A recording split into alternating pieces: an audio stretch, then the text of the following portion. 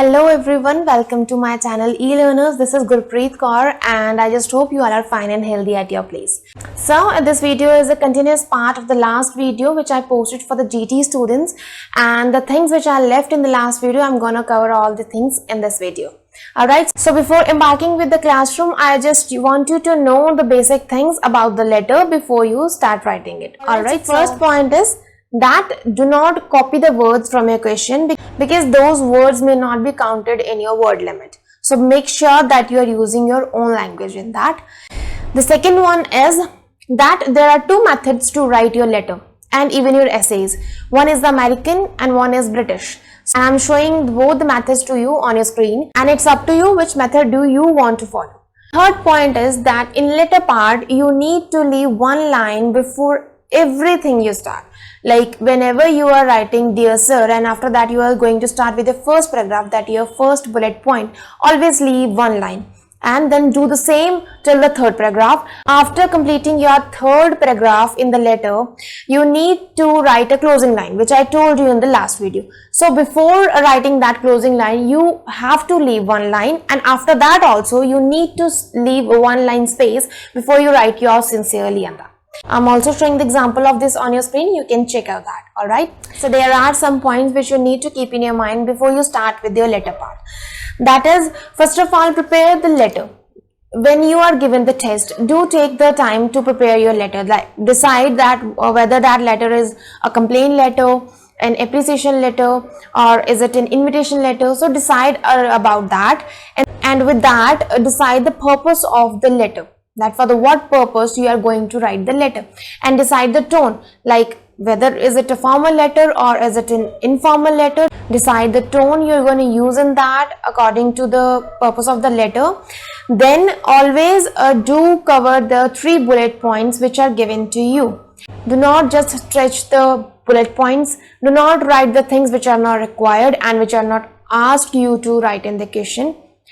Do not write the unnecessary expressions or the things which are not asked in the questions. Just follow the 3 bullet points rule and write accordingly. Always make your paragraphs of same length. Do not do this thing that you are making one paragraph of 4 to 5 lines and your next paragraph is gonna to be of 10 to 12 lines. Do not do this. Apart from it, just look at the demand of the question. Whatever is asked to you, just write that. Do not go off the topic and just write logical. Some students do lose the bands because they write illogical and off the topic. So make sure you are writing according to the bullet points given to you in the question. And always use the linking words and the connectors in your letter to make it more impressive and logical. Alright, so these were some basic points which I wanted to discuss with you before you start writing with your letter. So now I'm going to start with the starting lines of different types of letters. So without wasting much time, let's get started. Alright, so here I have got some starting lines for you, that how you can start your letters when you are having this different expressions. So first of all, you need to check that whether that letter is a dissatisfaction letter, a complaint letter, or is it an invitation letter. So depending on the purpose of the letter, you will require these lines, and you have to decide that what lines are you going to use. As I told you in the last video also, that we have 2 letters, that is formal and informal. So when we are writing our expressions for the different letters, we do have 2 methods, that is the formal method and the informal method to write that letter. For example, now I have mentioned the lines for the dissatisfaction and the satisfaction. Now, if I am writing a dissatisfaction letter in a formal way, I'll be using these lines. And if I am writing a dissatisfaction letter in an informal way, so I'll be using these lines. That means your expression is same, that is dissatisfaction, but the lines for that, the lines through which you are expressing your dissatisfaction in both the letters is different. Now, what are the dissatisfaction letters? For example, you went to a nearby restaurant of your area and you didn't like their service or food. Now you are writing a dissatisfaction letter to the manager of that restaurant. And since you are writing that letter to the manager of that restaurant, it will come under the category of formal letter. Now let's move to the starting lines of formal and informal category.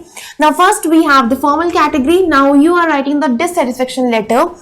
When you are writing the dissatisfaction letter to the formal people, you will be using the first line, that is I am dissatisfied from. Now from, next will be your subject, that why you are dissatisfied. Now as I've given you the example of a restaurant, you can write that I am dissatisfied from your service, or I am dissatisfied from the service of your restaurant, or from the food service of your restaurant, right?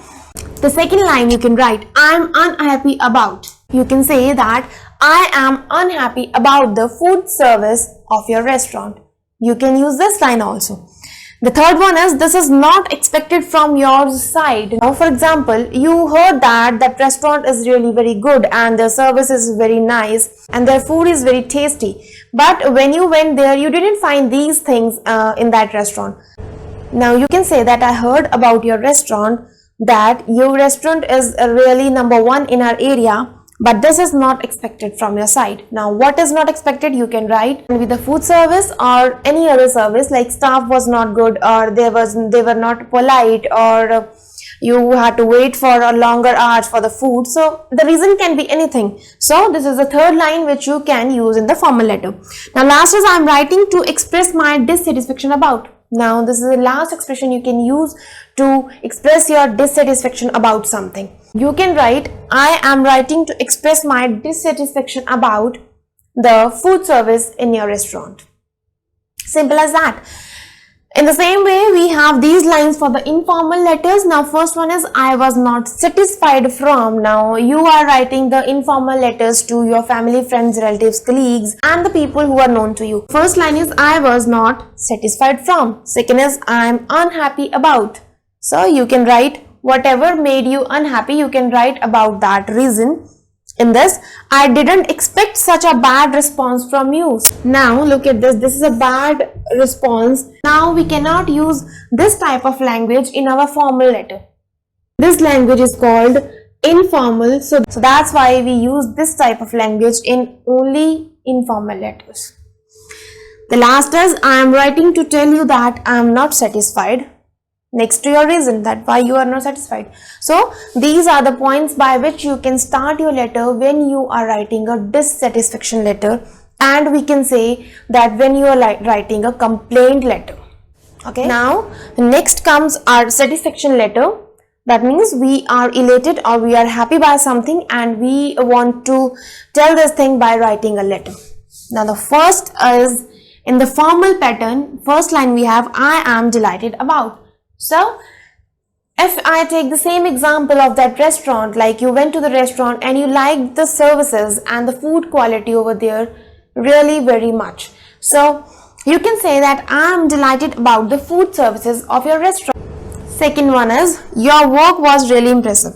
So now this line we cannot use in every type of letter. So for this type of wording, your letter should be about something that you gave your work to someone and the work done by them was really very good. For example, you hired an interior designer for your house and he designed your house really very well, that his work impressed you a lot. So now you want to write a letter to that person that your work was really very impressive. So now in this case you can use this line, that your work was really impressive. This comes in the formal. Next is, I am extremely elated to. Elated means happy. So I am extremely elated to. Next will be a reason. So you are writing the satisfaction letter, you are happy about something and you can use this line, I am extremely elated. Then is, I am writing to express my satisfaction about. This is the same in the case of dissatisfaction. So I am writing, so you can write this when you are satisfied about something and you can use this line. About, after about you can write that reason. Now let's come to the informal side of our satisfaction letter. The first one is, I am really very happy to know that. Know what? So the reason can be anything. For example, you are writing this letter to your friend and he got promoted or he got passed. Whatever the reason is which made you happy, so you are writing that letter to your friend. You can say that I am really very happy to know that you passed your exams, or you got promoted, or you got a new job. The reason can be anything, but the thing is you can use this line when you are writing the satisfaction letter in an informal way. So now the second line is, I am delighted to hear that. Actually these two lines have the same meanings. Like instead of happy we have written delighted over here, and instead of no we have written here over here. So the meaning of this line is same, but yes, this is a little impressive line, so you can use instead of this. Now you can use this line that you did a great job by. Now the reason can be anything, like you did a great job by accepting the proposal of the recruitment, or you did a great job by joining a new job. So the reason can be anything, but the thing is that you are getting very good lines to start your letter. The last is I can't keep calm by hearing. So hearing means you have heard some good news, so you can write that good news over here, and you can use this line that I can't keep calm by hearing whatever the good news is. Alright, so now let's just start with the third and fourth expression of a letter, that is giving suggestions and making a request. So how we are going to start the letters when we are giving some suggestions or when we are making a request to someone. Now in the formal case, you can say that could I suggest you that you should. Now this is the formal way to suggest something to someone who is unknown to you. You can say that could I suggest you that you should. If I take the example of a restaurant again over here, if I went to a restaurant and I found that the staff was very less and I had to wait to get our food served just because the shortage of the staff. So now if I'm writing the letter that your food was good and everything was good, I'm just appreciating them, so I can give a suggestion. Now the letter can ask that what suggestion would you like to give to them.